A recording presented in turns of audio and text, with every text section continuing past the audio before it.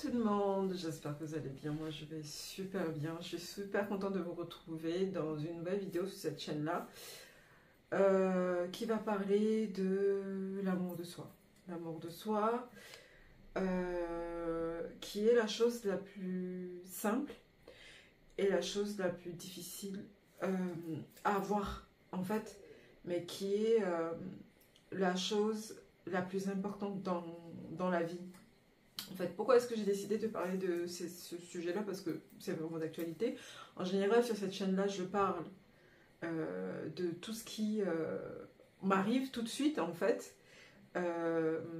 Si c'est la première fois que tu tombes sur cette vidéo, bah, je m'appelle Elike, tout simplement. Voilà. Elike, tout simple. Et pourquoi j'ai décidé de parler de ce sujet-là? Parce que ce week-end, j'ai regardé en famille une série. Bon, bref, en famille, mon mari a regardé une partie, et après, ensuite, comme d'habitude, c'est moi et ma fille qui avons fini. Il n'est pas très fan de séries, de télé, bon, bref, on s'en fout. Et on a regardé une série sur Netflix qui s'appelle Mon Petit Reine. En fait, moi, je suis fan de thriller.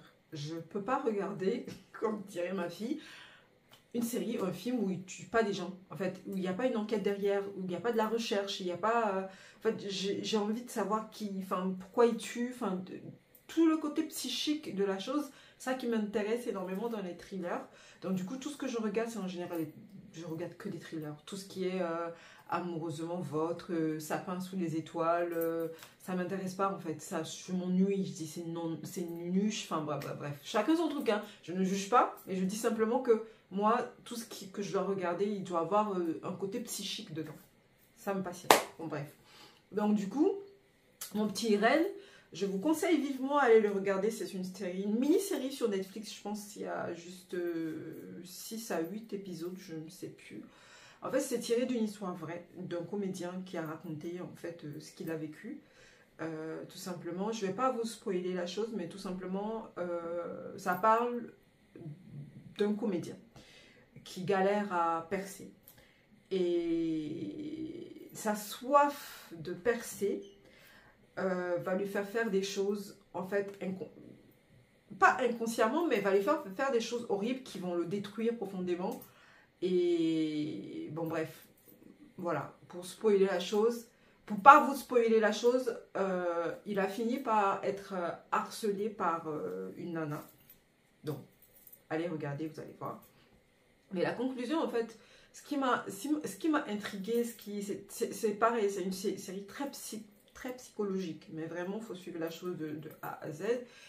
Et ce qui m'a encore, comment dire, attristée, à la fois touchée dans cette série-là, c'est que l'être humain, en fait, le vide interne de l'être humain, que l'être humain cherche à combler par tous les moyens. Parce que techniquement, je m'appelle Elike, mais Elike, c'est un nom que mes parents m'ont donné. Donc, ils pouvaient m'appeler, comme je dis à ma fille, caca, pipi, tout ce que... Bon, bref. Ils m'ont pas appelé comme ça, heureusement. Mais juste pour dire que c'est juste un nom. Ce n'est pas moi, Elike, en fait. Et la question de toute une vie, c'est qui moi? Je suis qui? Et quand on regarde la chose réellement, sans hypocrisie, sans conditionnement, rien du tout, quand on regarde vraiment la chose réellement, on se rend compte qu'on n'est rien. Et ça fait peur. D'être rien, simplement, ça fait peur. Et du coup, on va essayer de se combler à travers nos amis, à travers tout, hein, l'attention qu'on va nous donner. On va nous complimenter, on va dire, mais Elike, t'es trop belle, Elike, t'es trop intelligente. Ou, je sais pas, hein, Jean, t'es trop intelligent, voilà. Et du coup, on va nous donner, les gens vont nous donner cette importance-là. Et cette importance-là, techniquement, elle est virtuelle, elle n'est pas vraie, parce que les gens vont te donner de l'importance par rapport à quelque chose, en fait. Parce que, bon, exemple, on parlait la dernière fois avec ma fille et elle me montrait des vidéos sur Instagram et je dis, mais cette fille, elle fait quoi? Enfin, qu'est-ce qu'elle t'apprend à part te montrer elle, montrer ses bijoux, montrer ce qu'elle a acquis, ce qu'elle a, entre guillemets. À part ça, elle t'apprend quoi? Qu'est-ce qu'elle t'apprend? Elle t'apprend peut-être à bien te maquiller ou est-ce qu'elle t'apprend quelque chose? Est-ce que je sais pas, hein, voilà. Est-ce qu'elle t'apprend quelque chose? Elle me dit non. Donc pourquoi vous... Je ne comprends pas. Pourquoi vous êtes obsédé? Elle me dit, bon, bref, par quelqu'un qui va juste venir se montrer qu'elle est belle, en tout cas physiquement, qu'elle a des traits harmonieux, qu'elle a de beaux cheveux, et vous passez votre temps à regarder ça. Donc je lui dis, ça n'a pas de sens. Et la plupart des contenus sur TikTok et sur Instagram, c'est ça. Des jeunes filles qui viennent, qui font des trucs, qui font...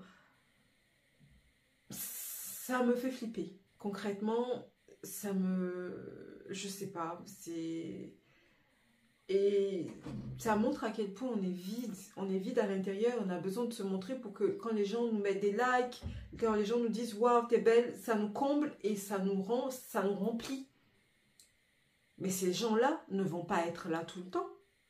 Ces gens-là, c'est là où arrive le truc. Ces gens-là, ils vont partir, ils vont faire leur vie, ils vont complimenter d'autres personnes, Et à ce moment-là, qu'est-ce qui se passe à ce moment-là, en fait? Qu'est-ce qui va se passer à ce moment-là quand on n'a plus cette attention-là?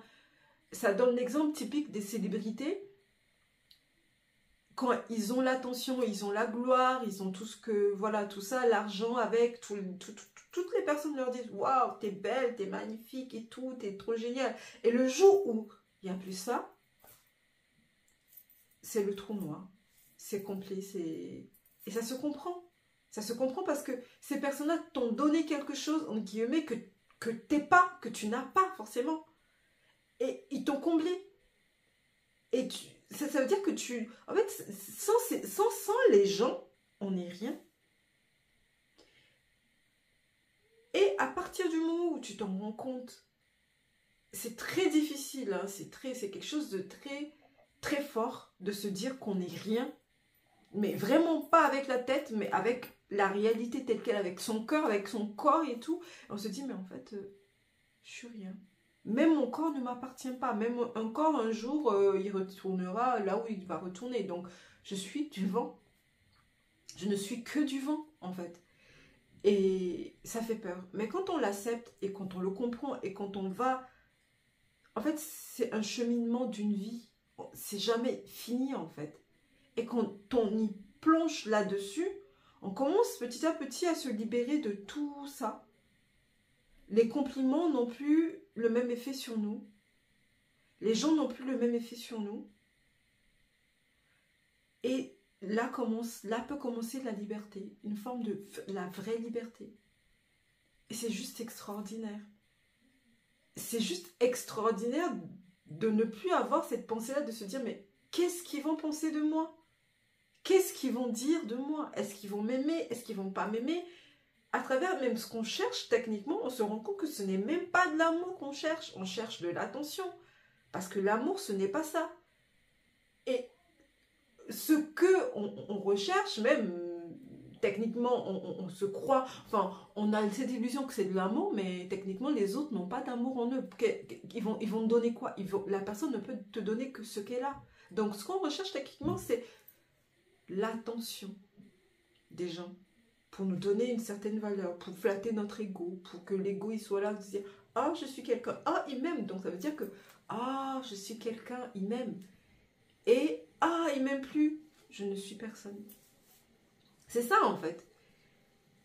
Et je pense que la chose la plus importante dans la vie d'un être humain, c'est de chercher qui on est réellement. D'être sur ce chemin-là de la connaissance de soi. Pour moi, la connaissance de soi, c'est la vraie religion. La religion telle qu'elle est, c'est la connaissance de soi. Quand tu commences à te connaître intérieurement et que tu es conscient de toutes tes émotions soi-disant négative, soi-disant positive, peu importe, une émotion reste une émotion, et tu commences à les comprendre, là c'est la vraie religion. Tu travailles, tu te transformes.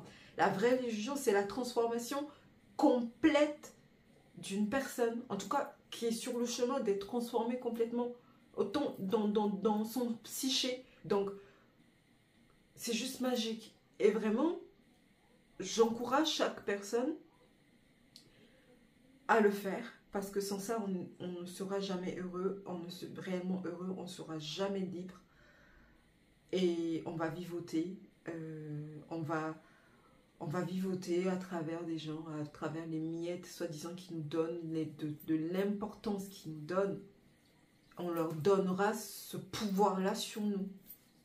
Et c'est horrible d'être esclave des gens, d'être esclave de « Oh, t'es belle !» C'est juste des mots, mais d'en être esclave, c'est horrible. Et la connaissance de soi permet de s'en libérer. Et c'est la chose la plus importante au monde. Donc, j'avais envie de parler de ce sujet-là parce que c'est quelque chose que j'ai découvert à travers la connaissance de soi et que je découvrirai toujours, on finit jamais de se connaître, c'est incroyable.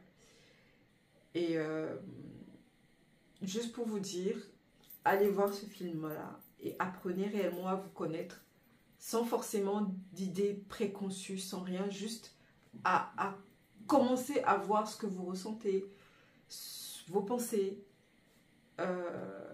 pourquoi vous faites les choses. Et c'est vraiment libérateur. Au top.